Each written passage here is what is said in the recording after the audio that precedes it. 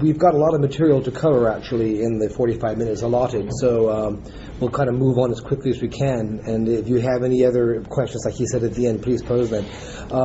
We've all been living in Europe now for over almost 20 years. I guess over 20 years, all of us. And back in the late 70s, early 80s, there was a real migration of brass players, particularly horn players, that went to Europe to look for work. Back then there was a lot of work available in Germany particularly, and we were part of that sort of exodus to Europe to find work.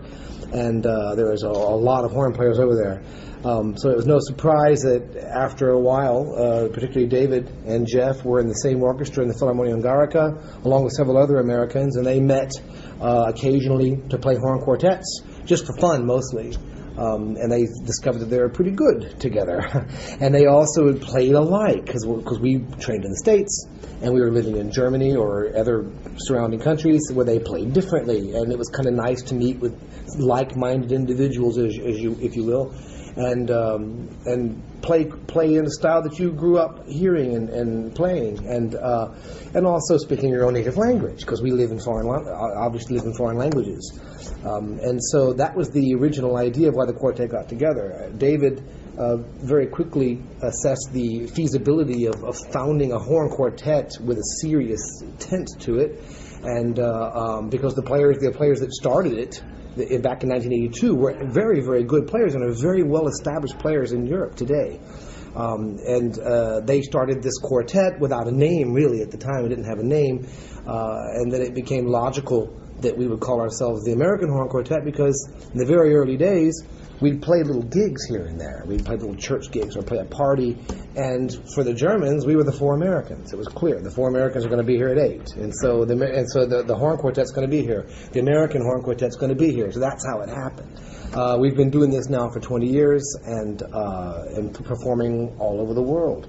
But we have been principally self-managed the entire time, and I think that's been a source of extreme frustration for us, and it has been the moot point of a lot of difficulties in the group. Has been the self-management side of it. So we're going to try to talk about these topics: founding of an ensemble, your own ensemble, as well as how to govern yourself, self-governing, or is it worth it, for instance, to look for an agent? We'll address things about, tons of details. Well, I suppose it depends mostly on what your ideas are, what you want to do with this group.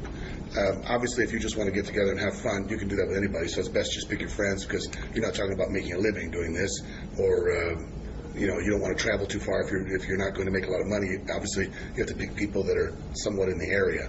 Now, obviously, we don't live all that close to each other, so one could pose the question how to do this. Well, if the two of them both play in Germany, and Carrie plays in Luxembourg, and I play in Switzerland, or did. Now I teach full-time Switzerland.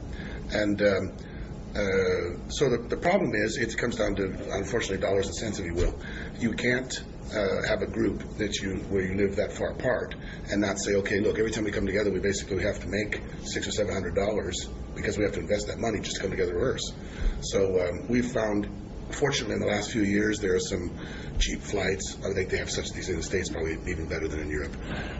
But in the beginning, it would be smart probably to do as you are right now. I would suspect you at the school, pick people that are basically your same age, right in the same place. College is an ideal place to create an ensemble, because you have all the people that are more or less like-minded in one area.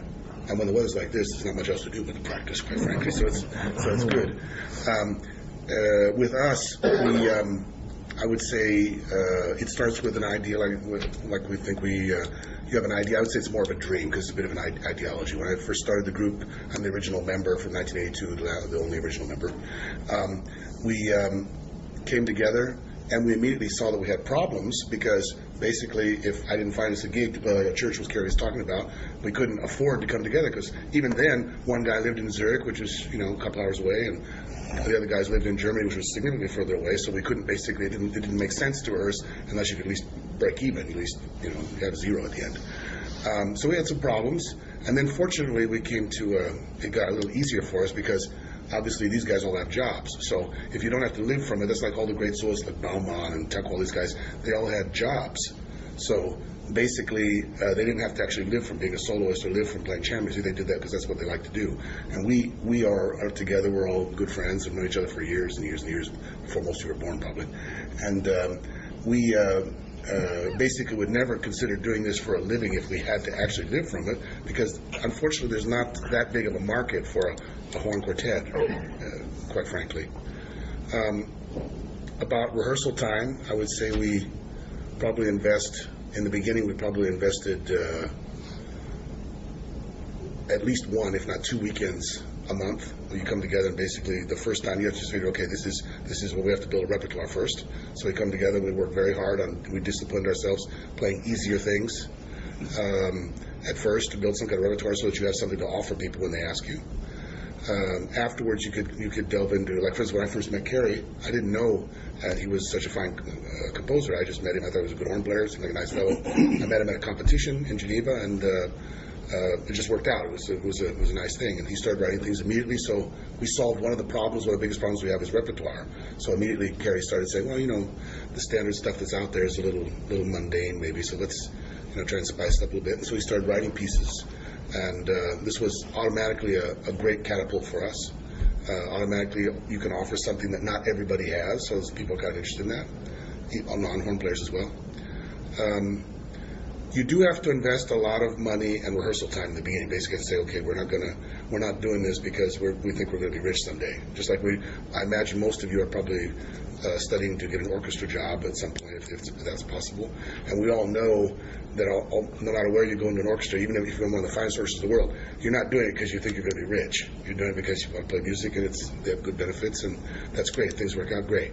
But there are plenty of people we know that play in orchestras that even a really great living, but they still just want to do it because they want to do it. And that's why agents is kind of a sore point. I suppose one could have a great experience with an agent. If you just have that one in a million type of situation where someone just happens to discover you, they went to your horn recital, your junior recital, or senior recital, thought you played great, and they approach you. But we've never had this experience. And we've played a lot of really nice places, and generally what happens is, before you have a reputation, no one wants to touch you because you're too big a risk.